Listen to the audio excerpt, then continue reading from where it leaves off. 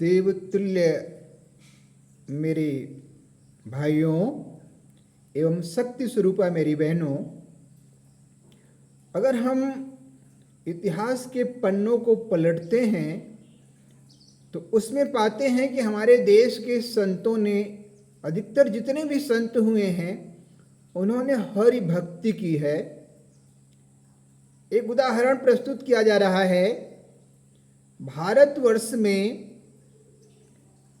13 अप्रैल सन 1919 में जलियांवाला कांड बहुत प्रसिद्ध है, पंजाब में है, जिसमें जनरल डायर ने निहत्थे 10,000 लोगों को, जो निहत्थे थे और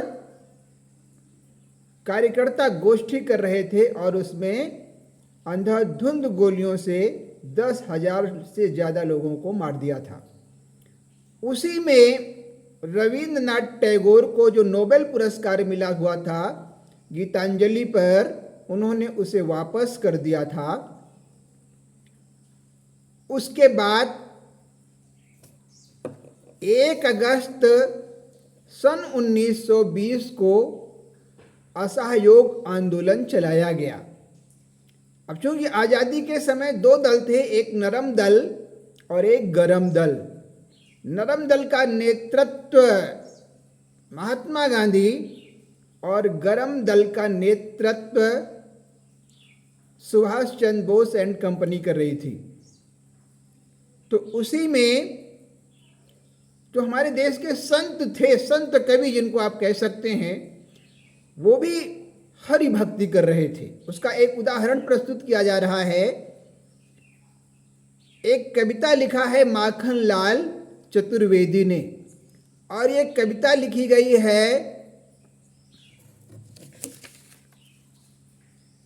1921 में, सन 1921 में, और कविता का शीर्षक है पुष्प की अभिलाषा।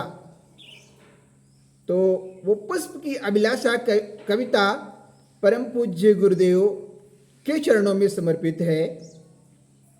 परम पूज्य गुरुदेव, जैसा कि मैं कहता हूँ कि मैं उन्हें महाकाल और महाकाल के सिर पर जो माँ गंगा रहती हैं उन्हीं को कहता हूँ और उन्हीं के लिए समर्पित कर रहा हूँ। वहाँ भी हरि भक्ति है। देखिएगा, जब वो लाइन आएगी तो मैं आपको रिमाइंड कराऊंगा। वहाँ पर पुष्प की इच्छा क्या है वो बता रहा है कि चाह नहीं मैं सुरबाला के, चाह नहीं मैं सुरबाला के, गहनों में गूथा जाऊं हो। चाह नहीं मैं सुरबाला के, गहनों में गूथा जाऊं। चाह नहीं, चाह नहीं प्रेमी माला में, चाह नहीं प्रेमी माला में, बिंद प्यारी को ललचाऊं। ये संत कविता है, यह संतों की लिखी हुई कविता है। चाह नहीं सम्राटों के सब, चाह नहीं सम्राटों के सब, पर हे हरि डाला जाऊं। यहाँ हरि आ गया। 5वीं लाइन है ये, 5वीं लाइन है कविता की। 6वीं लाइन मतलब पहला स्टंजा पूरा हो गया, दूसरे स्टंजा की दूसरी लाइन में ये शब्द आया है। आप गूगल करके सर्च करके इस कविता को पढ़ भी दे लीजिएगा। मैं पढ़ रहा हूँ, आप सर्च भी कर लीजिएगा, और जहाँ शुद्धियाँ हों उसको फिर से सही कर लीजिएगा। कि चाह नहीं, चाह नहीं सम्राटों के सब, पर हे हरि डाला जाऊं। हरि, हरि किसको कहते हैं? हरि भगवान विष्णु को कहते हैं। हरि किसको कहते हैं? हरि भगवान शिव को कहते हैं। हरि किसको कहते हैं? हरि हनुमान जी महाराज प्रभु को कहते हैं। तो चाह नहीं सम्राटों के सब पर, हे हरि डाला जाऊं। चाह नहीं। अब ये दूसरे स्टंजा की तीसरी लाइन ध्यान दीजिएगा, इस पे मेडिटेशन है, ये ध्यान की चीज है कि चाह नहीं देवों के सिर पर, चाह नहीं देवों के सिर पर, चढ़ भाग्य पर इठलाऊं।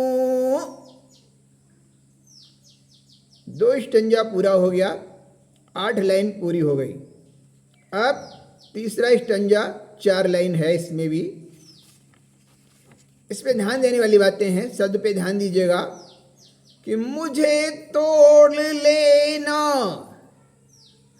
मुझे तोड़ लेना वनमाली, उस पथ पर देना तुम फेंक, मातृभूमि पर, मातृभूमि पर शीश चढ़ाने, जिस पर जावे वीर अनेक।